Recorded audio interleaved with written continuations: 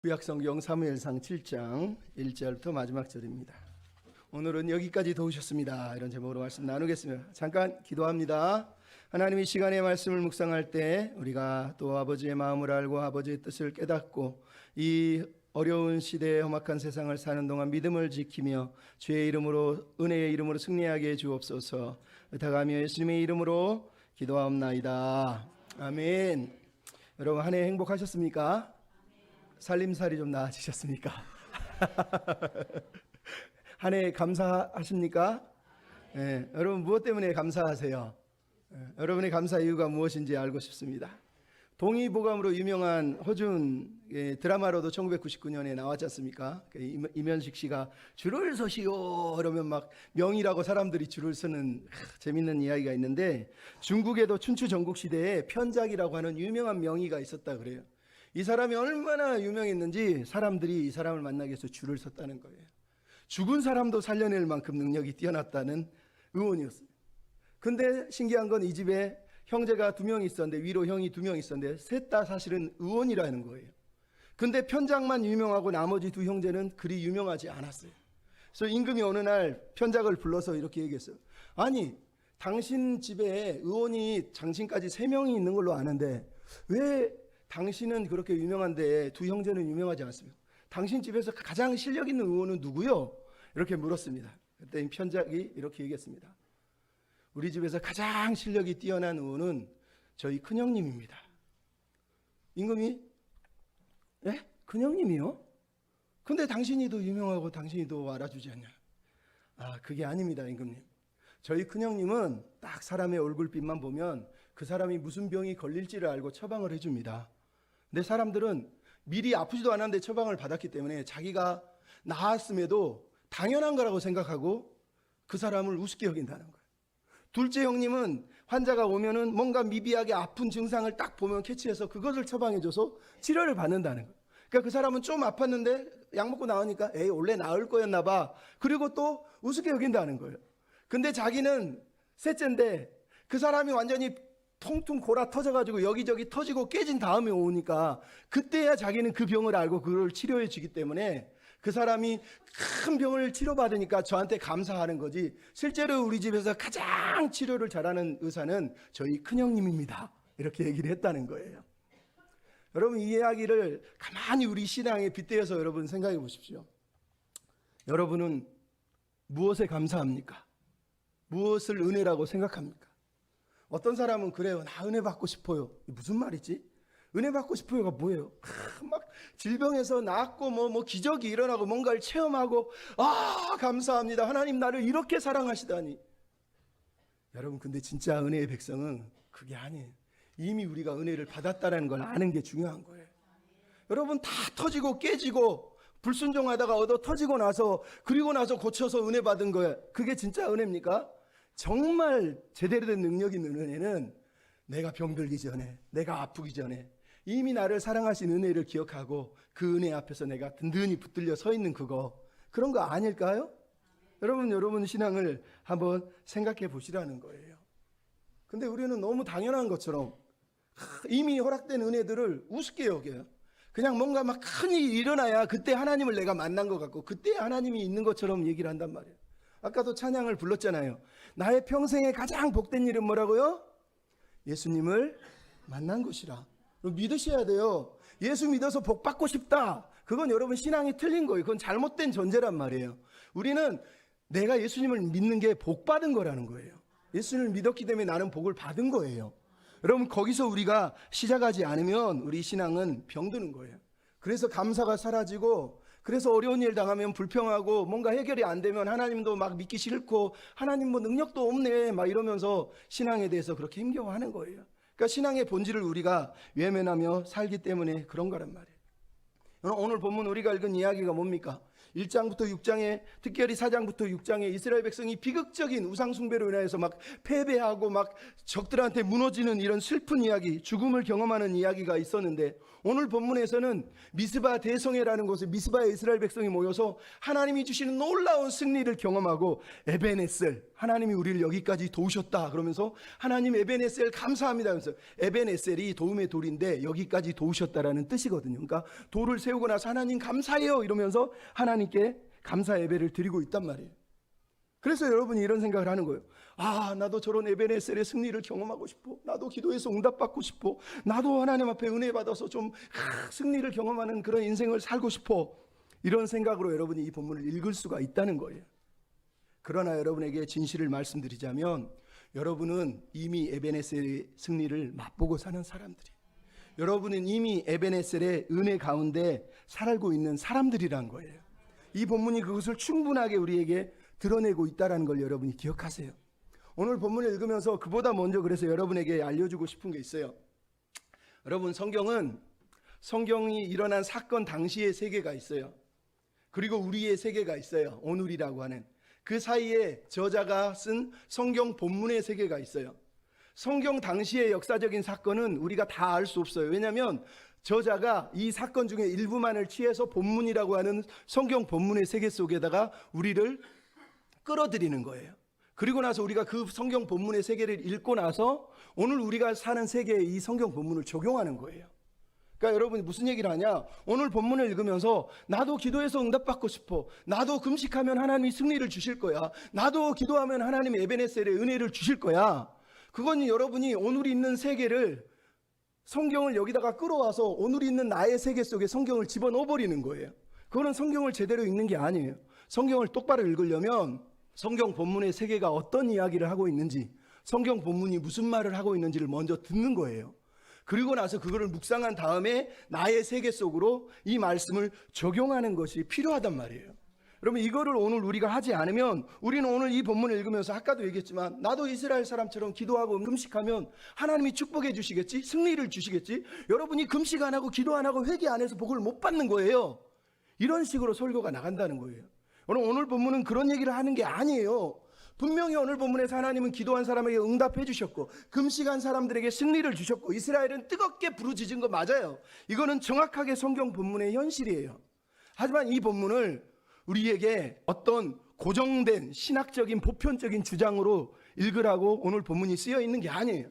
이 본문은 공식이 아니에요. 어떤 공식을 말하는 게 아니라 기계적으로 매뉴얼처럼 당신들도 회개하면, 당신들도 금식하면, 당신도 이렇게 하면 에벤에셀의 은혜를 받을 수 있어. 성경이 그거를 들려주고 있는 게 아니라는 거예요. 그거를 여러분이 오해를 하면 평생 신앙생활이 여기서 머물러 있는 거예요. 오늘 본문을 제가 설명을 하려고 하는 이유가 에벤에셀의 은혜가 무엇입니까? 앞서 봤죠? 오늘 본문 7장 앞에는 뭐가 있었어요? 4장부터 6장까지 하나님의 언약궤, 법궤 이야기가 있어요. 언약궤라는 건 하나님이 이스라엘 백성들에게 준 하나님의 말씀 10계명과 돌판이 들어있고 만나 항아리와 아론의 지팡이가 들어있는 하나님의 말씀과 하나님의 인도하심이 들어있는 상자를 언약궤, 법궤라고 그래요. 근데 이 언약궤, 법궤가 4장부터 6장에 보면 주제예요. 주제. 하나님의 언약궤, 법궤 이야기가 계속 등장을 해요. 근데 이스라엘이 이 법궤를 잘못 이용하다가 멸망을 하고 전쟁에서 진단 말이에요. 왜 졌어요? 하나님의 법궤를 도구로 이용하려 했다가 진 거예요. 왜냐하면 하나님이 법궤 언약궤를 주신 이유는 이 언약궤를 주신 하나님이 누군지, 이 언약궤에 써있는 언약의 말씀에대로 우리는 언약 백성으로 살고 있는지 그거를 깨닫게 하려고 법궤 이야기, 언약궤 이야기를 들려주고 있는 거예요. 근데 오늘 보면 7장부터 이제 사무엘하 6장까지는 법궤나 언약궤 이야기는 아예 등장도 하지 않아요. 왜요? 이제는 법궤 언약궤가 중요한 게 아니라 법궤와 언약궤대로, 언약의 말씀대로 말씀을 증거하고 있는 사무엘과 그 언약의 말씀에 순종하여 언약 백성이 되고 있는 이스라엘의 모습을 오늘 7장은 들려주고 있기 때문에 그렇단 말이에요. 즉 오늘 본문의 7장의 이야기는 이들이 언약 백성이 되는 과정을 우리한테 보여주는 거예요. 나아가서 사무엘상 7장 바로 뒤에 뭐가 나와요? 8장이 나와요. 8장 내용이 뭔지 아시는 분? 8장은 이런 거예요. 이스라엘 백성이 사무엘에게 몰려와서 농성을 하면서 우리는 왕이 필요하다. 우리는 하나님을 믿어서는 안 될 것 같아. 왕을 주십시오. 왕을 주십시오. 왕을 주십시오. 이렇게 소리 지르는 내용이 나와요. 여러분, 이게 무슨 얘기예요? 왜 7장과 8장이 이런 얘기가 등장하느냐? 7장은 사무엘을 통해서 이스라엘 백성이 언약 백성이 되고 그리고 이스라엘이 하나님이 통치하는 완벽하지는 않지만 충만한 신정국가, 즉 하나님의 말씀이 다스리는 신정국가의 풍경을 우리에게 보여주세요. 세상 왕이 없어도 하나님의 말씀으로 다스리는 나라가 얼마나 평화롭고 아름다운지를 7장 마지막에 보면 그대로 우리에게 들려주고 있는 거예요. 그러니까 어떤 한 시절에 사무엘이 다스리던 그때에 이스라엘은 하나님의 통치를 받으면서 충만한 세상을 누렸던 하나님의 나라를 경험했던 시절이 있었다는 거예요. 이거를 들려주는 거예요. 근데 8장으로 넘어가면 뭐예요? 사람들이 하나님이 다스리는 거 가지고 우리는 못 살겠어. 우리는 세상 사람처럼 세상 왕이 필요해. 그러면서 하나님을 왕이심을 거절하고 세상 왕을 구하는 이야기가 8장에 등장하고 있다는 걸 우리가 보게 된단 말이에요. 그러니까 7장이 우리에게 들려주고 있는 내용의 핵심이 뭐냐? 이 본문을 읽을 때 필요한 건 하나는 이들이 지금 언약 백성이 되기 위해서 하나님 앞에 언약 백성의 언약식을 하고 있다는 거예요. 또 하나는 그들이 언약 백성이 되니까 하나님이 통치하시는 하나님의 나라의 승리와 평화를 이제 우리에게 보여주면서 하나님의 나라가 이런 거라고, 하나님의 언약 백성이 언약 백성대로 살 때 무슨 일이 벌어지는지를 우리한테 들려주고 있는 게 바로 이 본문이란 말이에요. 즉 하나님은 여전히 하나님 당신의 나라 이야기를 들려주면서 우리가 하나님의 나라의 백성답게 살고 있는가, 우리가 하나님의 나라를 정말 꿈꾸며 하나님의 통치를 받고 살고 싶어 하는지를 우리에게 물어보라고 말하는 거예요. 그래서 이 본문이 등장하는 거예요. 그래서 오늘 본문에서 사무엘은 어떤 사람으로 등장해요? 선지자로 등장하고 제사장으로 등장하고 마지막에는 왕 통치자로 등장하면서 예수님의 모형으로 등장하고 있는 걸 우리가 본단 말이에요. 그러니까 사무엘은 단순히 능력 있고 영빨 있는 어떤 뛰어난 목사를 얘기하는 게 아니라 예수 그리스도를 나타내는 모형으로서 지금 등장하면서 우리에게 하나님 나라가 어떤 모습인지, 그러면 하나님의 언약 백성은 어떠한 사람들이 돼야 되는지를 우리에게 들려주고 있는 거예요. 여러분 그거를 기억하면서 이 본문을 읽어야 된다는 거예요. 자, 그러면 여러분 우리는 하나님의 나라의 백성은 어떤 사람입니까? 오늘 본문을 볼 때 첫째 따라합시다. 마음의 변화를 받은 사람들이에요. 여러분 마음의 변화를 받아야 됩니다. 여러분 오늘 본문 7장 2절에 뭐라고 됐어? 온 이스라엘 족속이 여호와를 사모하니라. 그 전에 법궤가 기럇 여아림에 20년 동안 있었는데 20년 동안 있는 동안 이스라엘 백성이 그 전에는 뭐를 했어요? 여호와를 사모했나요? 법궤를 이용하려고만 했지 하나님을 향한 사모함이 없었다는 거예요. 근데 이제 20년이 지난 어느 즈음에 이전 엘리와 엘리 아들들의 그 불량한 종교인들, 정치 지도자들이 나라를 말아먹은 이후에 이제 20년이 지나는 세월이 흐른 후에는 여전히 블레셋이 이스라엘을 다스리고 있지만 3절을 보면 블레셋이 여전히 이스라엘을 압제를 하고 있지만 그들의 마음에 여호와를 향한 사모함이 지금 발생했다고 얘기하는 거예요. 왜요? 이 20년 기간은 사무엘이 말씀을 사역하고 말씀으로 인내하며 말씀으로 준비하며 말씀으로 하나님의 백성을 먹이던 기간이라는 거예요. 이 20년 기간 동안 4장 1절에 사무엘의 말이 온 이스라엘에 전파되니라 한 이후에 법궤 이야기가 갑자기 등장했다가 오늘 7장 3절에 다시 사무엘의 이름이 등장하면서 사무엘이 온 족속에게 말하여 이르되라고 말하면서 사무엘이 온 백성에게 말씀을 전한 그 말씀의 사역이 이제 어떠한 결과가 나오고 있는지를 보여주는 거예요. 그러니까 여러분 이 20년 동안은 가만히 있었던 20년이 아니라 이 젊은 사역자, 이제 20대 30대였을 사역자인 사무엘이 20년 동안 세상 눈치 보지 않고 성공하려고 애쓰지 않고 하나님의 말씀을 붙잡고 말씀을 꾸준히 먹으면서 패역하고 우상 숭배하는 이스라엘 백성들에게 하나님의 말씀을 가르치고 이 말씀대로 살라고 가르친 결과 이제 드디어 이스라엘 백성이 하나님의 말씀을 들을 수 있는 자리까지 왔다는 거예요. 그래서 7장 2절에 여호와를 사모하니라, 여호와 앞에서 사모하니라, 히브리어를 그대로 직역하면 하나님 앞에서 사모하니라지만 이 사모하다는 뜻은 애통하고 그리워한다는 뜻이에요. 무슨 얘기냐? 하나님을 간절히 구하고 찾으면서 하나님을 향해서 울부짖고 있는, 하나님을 그리워하는 모습을 보여주고 있는 거예요. 그 내용이 왜 그들이 그리워하고 왜 애통하고 있는지를 이제 3절부터 설명하고 있는 내용이에요. 그러니까 2절과 3절은 2절에 대한 설명이 3절부터 시작되고 있단 말이에요. 그 내용의 첫 번째가 사무엘이 선지자 사역을 이제 하고 있다는 거예요. 2절, 3절, 4절. 선지자가 뭐예요? 하나님의 말씀을 밝히 드러내고 백성들의 죄를 드러내고 그들이 온전히 하나님께 회개하도록 이끄는 사람이 선지자예요. 오늘 보면 3절에 사무엘이 뭐라 그럽니까? 온 족속에게 말하되 너희가 전심으로 여호와께 돌아오려거든 이방 신들과 아소다롯을 너희 중에서 제거하고 너희 마음을 여호와께 향하고 그만을 섬기라. 그러면 하나님이 너희를 블레셋에서 건져 주시리라. 여러분 이 말씀은 언약 신명기에 나오는 언약의 핵심이 바로 이 말씀이에요. 신명기 6장의 쉐마 이스라엘이 뭐예요?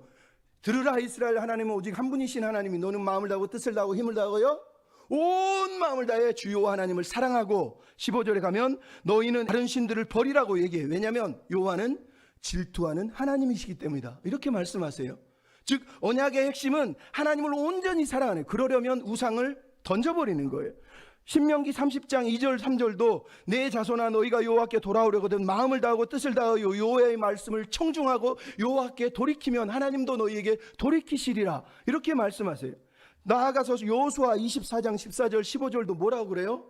여호수아가 세겜에서 죽기 전에 이스라엘 백성을 다 불러 모은 다음에 언약을 갱신하면서 이렇게 얘기합니다. 그러므로 이제는 여호와를 경외하며 온전함과 진실함으로 그를 섬기라.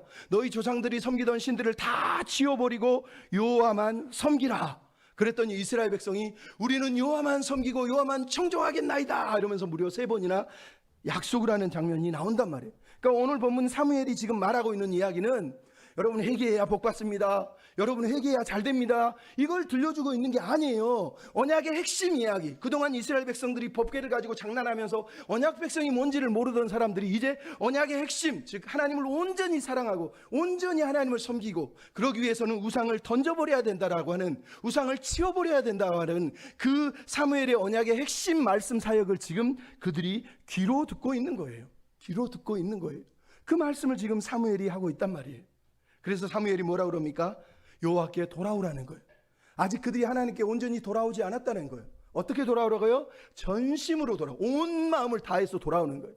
이스라엘 백성들에게, 유대인들에게 마음이라는 건 지, 정, 의를 관장하는 가장 인생의 삶의 인간의 중심 기관이 마음이라 그래요. 하트. 그러니까 마음이 돌아온다는 건 감정이 돌아온다는 게 아니라 내 지식과 내 의지와 내 감정 모든 것이 다 하나님께 돌아온, 온 힘을 다해 돌아오라는 얘기예요. 그러니까 여러분 하나님께 돌아오는데 마음만, 물질만, 기도만 아니요, 온 힘을 다해서 젖먹는 힘까지 다해서 하나님께 돌아오라고 사실은 지금 말을 하고 있는 거예요. 그래서 뭐라 그럽니까? 전심으로 마음을 여호와께 향하라는 거예요. 마음을 여호와께 향해서 돌아오라는 거예요. 그러면서 뭐라고요? 이방신들과 아스다롯을 버리라는 거예요. 여러분 얼마나 놀랍지 않습니까? 그들이 여전히 그들의 삶 속에 이방신들 그 주변에 있던 수많은 신들을 섬기고 있었다는 거예요. 아스다롯은 여신이고 다산과 전쟁의 신을 아스다롯이라고 얘기를 해요. 우리는 바알과 아세라가 유명하지만 아스다롯은 아세라와 비슷한 종류의 여신을 말할 때 쓰는 단어예요. 4절이 뭐라 그러죠? 그들이 바알들과 아스다롯 우상을 제거했다라고 4절에 얘기해요. 여러분 이게 무슨 말이에요? 이스라엘 백성은 그동안 바알들과 아스다롯과 수많은 이방 신들을 섬기며 살았다는 거예요. 바알신, 아스다롯 어떤 신인 줄 아세요? 첫째는 태풍을 주관하고 비를 주관하는 풍요의 신이에요. 먹고 살기 위해서, 잘 먹고 잘 살려고 바알을 선택한 거예요. 또 하나는 아스다롯은 다산의 신이에요. 풍요예요. 안전이에요. 왜냐하면 아까도 얘기했지만 아스다롯은 전쟁의 신이거든요. 그러니까 전쟁에서 보호해주고 평안과 안전과 부를 책임져주는 신이 바알과 아스다롯이란 얘기예요. 무슨 얘기냐? 이들이 왜 이방신을 쫓아간 거예요? 하나님을 왜 버린 거예요? 인생의 부와 인생의 풍요와 인생의 안전을 하나님이 아니라 저 이방신들이 채워준다고 믿었다는 거예요. 바알이라고 하지 않고 오늘 본문의 4절에 바알들이라고 얘기하죠. 바알의 히브리어 단어를 한글로 직역하면 뭐라고 해요? 주인이라는 거예요. 주인. 바알들이라는 말은 내 삶의 주인들이 많았다는 거예요. 내 신들은 내 주인들이에요. 내 주인들. 주인은 한 분 하나님이셔야 되는데 이 사람들은 지금 수많은 주인들을 섬기고 있어요. 그러면 진짜 주인이 누구라는 거예요? 자기가 주인이라는 거예요. 자기가 주인. 내 마음에 드는 신들을 골라서 나를 보호해주고 나에게 부자를 만들어주고 평안을 주는 신들을 지금 찾아서 여전히 섬겼다는 얘기를 하는 거예요. 그래서 하나님을 배척하고 하나님을 믿는다 하면서 실제로는 이방신을 섬긴 거예요. 그런데 여러분 이들의 삶이 좋아졌습니까? 살림살이가 좀 늘어났습니까? 오늘 본문에 그들이 막 행복하고 부하고 평화로웠습니까? 여전히 블레셋의 압제를 당하고 있어요. 여러분 우리가 이방신을 섬기며 우상을 섬기면 우상이 우리를 거들어주는 것 같지만 나중에 우리가 우상의 종이 돼서 압제를 당한다고 그러잖아요. 똑같은 얘기를 하는 거예요. 설령 외적으로는 나아졌을지 몰라도 그들이 왜 통해합니까? 그들의 영혼은 피폐하고 가난하고 너무너무 불쌍한 영혼으로 오늘 본문에 서 있다는 거예요. 왜요? 여러분 인생은 부와 물질과 안전으로 사는 게 아니라 여호와의 말씀으로 살기 때문이에요. 하나님의 말씀을 먹지 못하면 그 인생은 아무리 많이 누리고 바알들을 가지고 아스다롯을 섬기며 살아도 영혼은 병들고 시름시름 거리고 아프는 거예요. 설령 하나님께 안 돌아와도 그 인생은 결국은 우상 앞에 종처럼 살다가 끝나는 거예요. 그들이 그랬다는 거예요. 그동안 이들이 하나님이 누구신지, 왜 나를 불렀는지, 언약 백성이 대체 무슨 의미인지에 대해서 생각하지도 않고 그냥 하나님 나 선택했으니 나 책임져 주세요. 안 책임져 주네요. 그럼 나 바알과 아세라 섬길게요. 아스다롯 섬길게요. 그러면서 살았다는 거예요. 저번에도 얘기했지만 하나님의 언약 백성이 된다는 건 하나님이 이스라엘 백성을 온 땅을 향한 제사장 국가, 제사장 나라로 만드셔서 그들을 통해서 열방을 축복하고 열방이 하나님의 말씀을 묵상하고 하나님을 사모하고 예배하는 존재들로 살기 위한 통로로 이스라엘을 선택한 거란 말이에요. 그거를 이들은 이해하지 못했던 거예요. 그래서 오늘 본문에 사무엘이 소리친 내용이 신명기 26장 16절부터 19절에 나와 있는 바로 그 내용이에요. 사실은 내 하나님 여호와의 규례와 법도를 행하라고 하나님이 명령하시나니 너는 마음을 다하고 뜻을 다하여 지켜 행하라. 그리고 내가 여호와 하나님을 인정하고 도를 행하고 여호와의 말씀의 소리에 순종하면 여호와께서도 너희에게 말씀하신 대로 너희를 보배로운 백성이 되게 하고 너희를 지으신 모든 민족 중에서 뛰어나게 하사 찬송과 명예와 영광을 삼으시고 그가 말씀하신 대로 너를 내 하나님 여호와의 성민이 되게 하시리라. 여러분 사무엘이 지금 무슨 말을 하는지 알겠어요? 회개하세요. 잘 될 거예요. 금식하세요. 복 받을 거예요. 여러분 그런 말을 하는 게 아니에요. 정말 하나님의 언약 백성이 돼서 여호와의 거룩한 성민이 돼서 살라는 거예요. 그러려면 여호와를 온 마음으로 순종하고 사랑하고 섬기며 그 우상들을 다 버리라고 얘기하는 거예요. 본질로 돌아오라는 거예요. 그러니까 교회 다니면서 목사한테 뭐 위로받고 싶고 잘되게 해주셔, 축복받게 해주셔 이런 소리 듣고 싶으면 저한테는 듣지 마세요. 왜? 저한테 안 해도 다 들을 수 있어요. 중요한 건 성경이 하는 말이잖아요. 언약 백성답게 살라고요. 어떻게? 전심으로 하나님께 돌아오는 거예요. 그래서 오늘 본문에 뭐라고요? 마음을 여호와께 향하여, 마음을 여호와께 향하여. 이게 예루살렘 성경을 이렇게 얘기했어요. 마음을 하나님께 고정하여. 즉 이스라엘의 문제는 뭐예요? 마음의 문제라는 거예요. 마음의 문제. 마음이 항상 삐뚤어져 있고 마음이 항상 하나님을 향하지 않았고 마음이 항상 다른 쪽으로 향해 있다는 거예요. 우리가 부부도 마찬가지예요. 사랑하는 여인도 마찬가지예요. 사랑한다 그러면서 마음이 자꾸 딴 거를 봐. 그건 사랑하는 게 아니죠. 오늘 본문이 하나님이 말씀하신 거예요. 사무엘이 말하는 거예요. 네 마음이 왜 하나님을 향하여 있지 않냐는 거예요. 전심으로 하나님께 돌아오려면 마음부터 돌이키라는 거예요. 마음부터 하나님께로 향해서 돌아오라라고 얘기하는 거예요. 그리고 여호와만 섬기라라고 얘기하는 거예요. 여러분 마음의 방향을 바로 잡는 것, 그게 필요한 거예요. 또 오늘 보면 4절에 뭐라고요? 이스라엘 백성이 바알들과 아스다롯을 다 제거했대요. 여러분 사무엘 2장 19절에 사무엘의 말이 하나도 땅에 떨어지지 아니했다, 이 말이 오늘 본문에 이제 그렇게 실천되어 드러나고 있는 거예요. 사무엘의 순전한 말씀 사역, 욕심 없고 탐심 없는 사심 없는 사역에 이스라엘 백성이 지금 변화되어서 하나님께로 돌아오고 있는 걸 오늘 본문이 보여준 거예요. 핵심은 그래서 법계의 방향이 아니라 우리 마음의 방향이 어디를 향하고 있는지를 오늘 본문이 말하는 거예요. 이비 화이트라고 하는 사람이 귀향이라고 하는 그 책에서 이런 글을 썼어요. 인생이란 고향으로 가는 동안 우리가 서로 다른 것을 본다면 그것은 관찰력에 대한 차이가 아니라 서로 다른 마음의 방향을 향해 가고 있기 때문이라는 거예요. 고향을 향해서 같이 간다 그러면서 내 마음의 방향이 다른 곳을 향하고 있는 것이 문제라고 얘기하는 거예요. 그래서 여러분 핵심은 무엇을 보느냐가 아니라 내가 어떤 마음의 방향으로 이 믿음의 길을 걸어가고 있느냐가 중요한 거예요. 여러분 마음의 방향이 삶의 방향 중에서 가장 중요한 거란 말이에요. 존 맥가 들어가는 설교자가 목사님이 이런 얘기, 우리가 기독교인이라는 사실은, 기독교인이 중요한 이유는 완벽한 삶을 살기 때문이 아니라 우리의 삶의 방향을 통해서 그것이 드러나기 때문이다. 즉 마음의 방향이 어디를 향하는지를 우리가 보여주고 있기 때문이라. 내 마음의 방향이 하나님을 향하고 있으면 그 사람은 하나님을 믿는 사람이에요. 하지만 내 마음의 방향이 다른 것을 향하고 있다면 그 사람은 하나님의 사람이 아니라는 것과 똑같다는 거예요. 내 마음의 방향이 오리엔티드, 하나님께 오리엔티드, 하나님을 향해서 하나님께 고정돼서 하나님을 향해서 튜닝돼서 우리가 악기를 튜닝하듯이 내 마음의 방향을 하나님께 튜닝해 주는 거예요. 그게 우리가 할 일이, 여러분 교회 와서 할 일이 그거예요. 기도하면서 내 마음을 살피십시오. 내 마음이 지금 하나님을 향해 있는지, 아니면 세상의 걱정과 불을 위해서 향해 있는지, 가족을 향해 있는지, 아니면 내가 가지고 있는 돈과 물질과 명예, 안전에 지금 안심하면서 있는지, 마음을 튜닝하는 은혜가 있으시기를 부탁드려요. 로마서 12장 2절처럼 마음을 새롭게 함으로 변화를 받아야지 하나님을 기쁘시게 할 수 있는 거예요. 두 번째 따라 합시다. 철저히 하나님만 신뢰하는 사람들이 됩시다. 하나님만 철저히 신뢰하는 사람. 언약 백성은 하나님께 회개할 뿐만 아니라 하나님을 철저히 신뢰하며 인생을 하나님께 맡기며 사는 사람이라는 거예요. 여러분 오늘 본문 5절부터는 이제 뭐가 나와요? 사무엘이 제사장 사역을 하고 있어요. 앞에서는 선지자 말씀 사역을 하고 있다면 이제는 제사장 사역. 제사장이 뭐예요? 하나님의 백성들 대신해서 하나님 앞에 나가서 하나님께 백성을 대신해 기도하고 하나님과 백성들 사이에 중재자가 되어서 그들을 위해서 중보하는 사람이 바로 제사장이라는 거예요.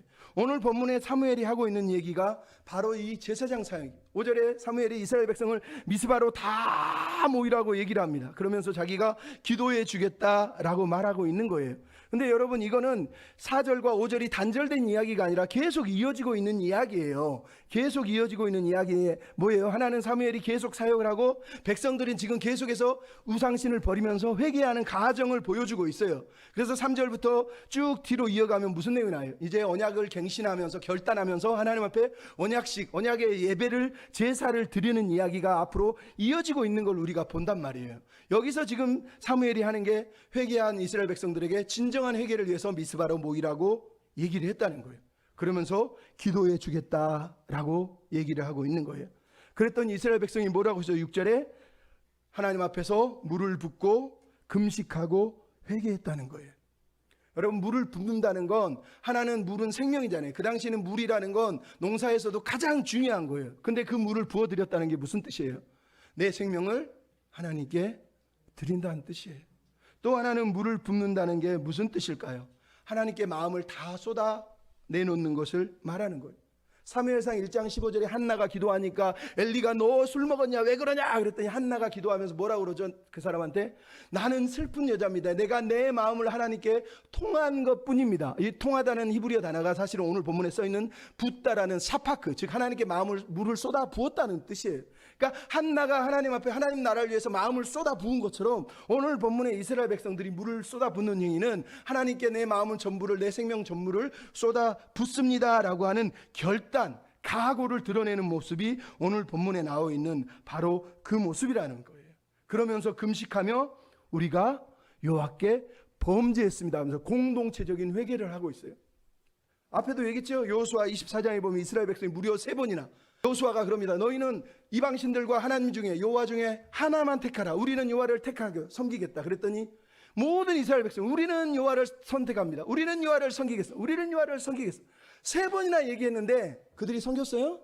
여호와만 섬긴 게 아니라 다른 우상들을 섬겼다는 거예요. 그래서 오늘 본문이 그들이 드디어 여호수아의 그 부름에 처음으로 제대로 된 응답을 하는 거예요. 우리가 범죄했습니다 라고 말하면서 여호와의 언약 백성으로서 죄지었음을 지금 회개하는 내용이 나오고 있는 거예요.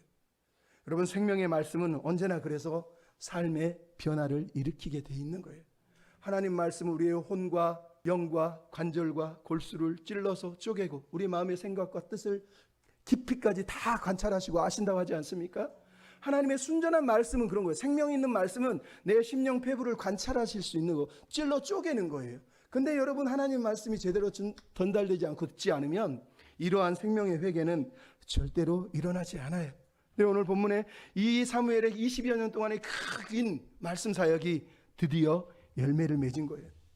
그래서 그들이 하나님 앞에서 회개하고 있는 거예요.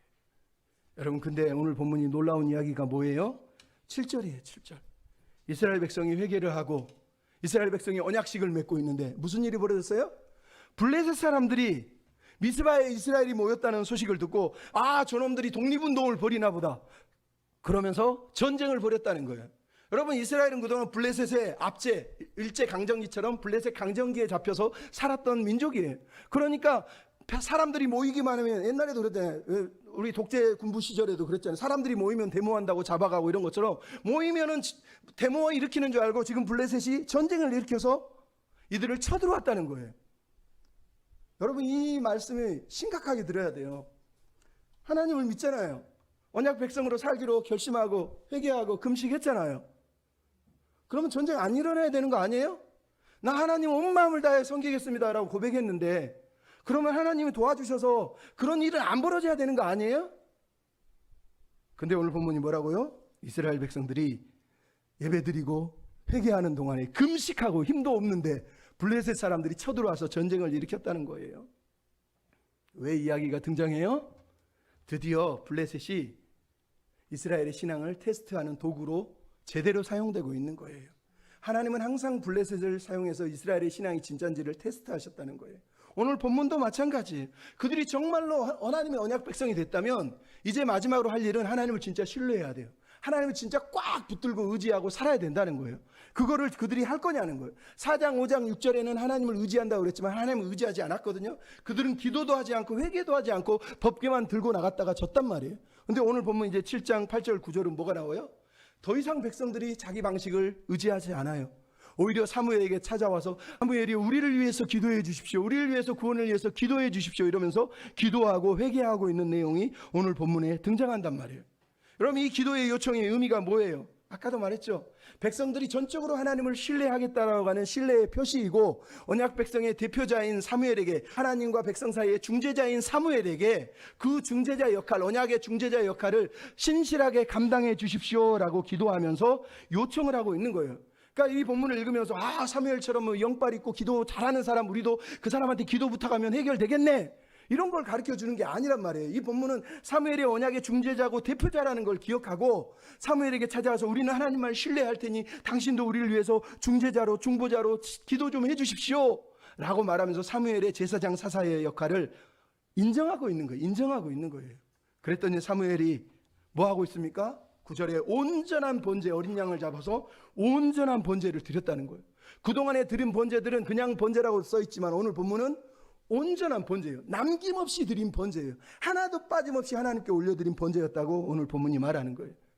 온전한 번제가 뭐예요? 온전한 자기 죽음, 온전한 자기 포기, 자기 내려놓음, 온전한 하나님을 향한 신뢰를 말하는 거예요. 적들이 쳐들어오는데 하나님 앞에 제사를 드리고 예배하는 거는 나는 하나님을 신뢰합니다, 하나님이 책임지십시오라고 말하는 신앙 고백하고 똑같은 거란 말이에요. 그러니까 이스라엘 백성들이 여기까지 지금 온 거예요. 언약 백성이 될게요, 언약 백성들을 살게요 말만 한 게 아니라 이제 진짜로 적들이 쳐들어와도 하나님을 붙잡고 있는 거예요. 하나님 다리를 붙잡고 있는 거예요, 쉽게 얘기하면. 그랬더니 오늘 보면 10절 12절 뭐예요? 이스라엘의 회개 기도와 사무엘의 중보 기도에 하나님이 듣고 응답하시고 행동하셨다는 거예요. 20년 전에는 싸울 때 블레셋에게 처참하게 깨졌는데 오늘 본문은 여호와께서 큰 우레를 바라셔서 블레셋 사람을 자중질환을 일으키서 자기들끼리 싸우다 혼비백산을 일으켜서 도망가고 이스라엘 백성이 그 뒤를 추격해서 백갈까지 블레셋 사람을 몰아냈다고 얘기하는 거예요. 여러분 이게 어디서 나와요? 한나가 사무엘상 2장 10절에 이렇게 기도해요. 여호와를 대적하는 자는 산산이 깨어질 것이라 하늘에서 우레로 그들을 치시리니 여호와께서 땅끝까지 심판을 내리시고 자기 왕에게 힘을 주시고 기름 부은 자에게 뿔을 높이시리라. 이미 한나가 언약 백성을 향한 한 기도 내용이 바로 이거예요. 언약 백성은, 언약의 왕을 섬기는 백성은 하나님만 의지하기 때문에 하나님이 하늘에서 우레를 바라셔서 대적을 산산이 깨부신다고 말씀하신 것을 오늘 본문은 그대로 이루어지고 있는 걸 우리에게 들려주고 있는 거예요. 얼마나 놀라운 반전이라는 거예요. 하나님 우리에게 이것을 요구하시는 거예요. 우리도 언약 백성이라면 하나님만 붙잡고 하나님만 의지하고 하나님만 신뢰하고 살아야 된다는 거예요. 길었지만 마지막 따라서 합시다. 에베네셀의 은혜를 잊지 않습니다. 여러분 오늘 본문 전쟁이 끝난 게 아니지만 12절은 전쟁 중에 사무엘이 12절에 돌을 하나 취해서 거기다가 돌기둥을 세우고 그 돌 이름을 에베네셀이라 불렀다는 거예요. 에베네셀의 히브리어 의미는 도움의 돌이지만 그들은 지역해서 여호와께서 여기까지 우리를 도우셨다라고 해석하는 거예요. 여러분 사무엘 4장의 에베네셀은 뭐였어요? 패배의 상징이었단 말이에요. 근데 오늘 본문의 에베네셀은 이제 승리의 상징. 이가봇 그 수치가 떠나가고 하나님의 영광이 회복된 자리가 바로 이 에베네셀의 자리라는 거예요. 근데 이 에베네셀의 히브리어의 의미가 뭐냐? 여기까지 우리를 도우셨다. 여기까지란 단어는 저번도 얘기했죠? 믿음을 보인 여기까지. 믿음을 보인 여기까지. 공간적으로 지금 여기 이 지점까지지만 시간적으로 믿음을 보인 내내 그 모든 시간 동안 하나님이 우리를 지켜주시고 도와주셨습니다 라고 하는 말씀의 고백이 바로 이 고백이란 말이에요. 나아가서 이 말은 기적을 체험했다는 간증을 하고 있는 것이 아니라 진짜 믿음은 바로 이런 것이다 라고 말하는 거예요. 왜냐면 여러분 사무엘서 4장에서는 거기까지 하나님이 도우시지 않으셨어요. 에베네셀이 있었는데 왜 안 도우셨다고요? 순종하지 않았으니까, 마음을 쏟지 않았으니까, 하나님을 신뢰하지 않았으니까. 근데 오늘 본문의 에베네셀은 여기까지 도우신 거예요. 왜 도우신 거예요?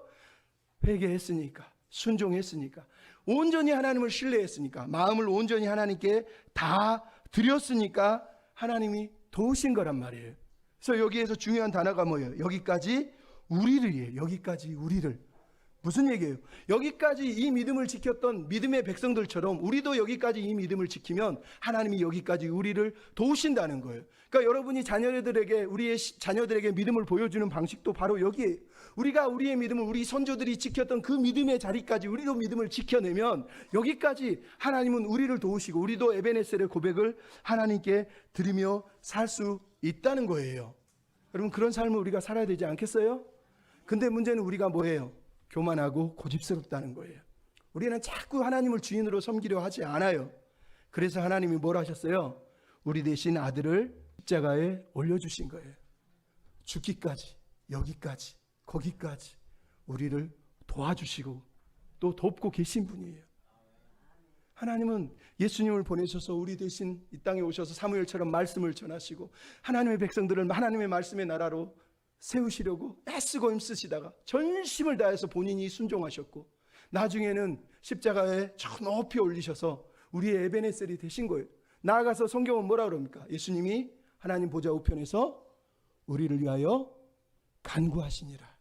사무엘처럼 여전히 우리를 도우시고 우리를 위해서 기도하시고 계시고 여전히 우리를 위해서 간구하시는 분이 예수 그리스도란 말이에요.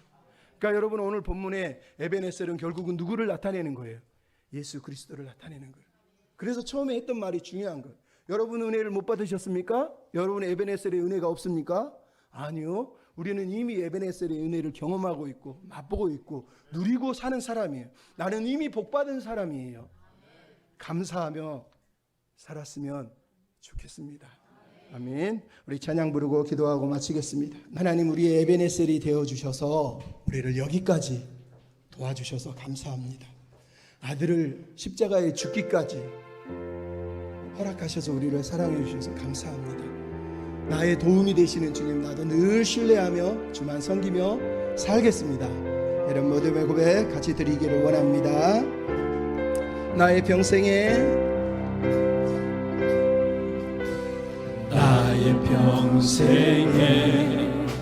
가장 큰 일은 내가 예수님을 만난 것이 나의 평생에 가장 잘한 일은 내가 예수님을 주로 섬긴 것이 이 세상 살 동안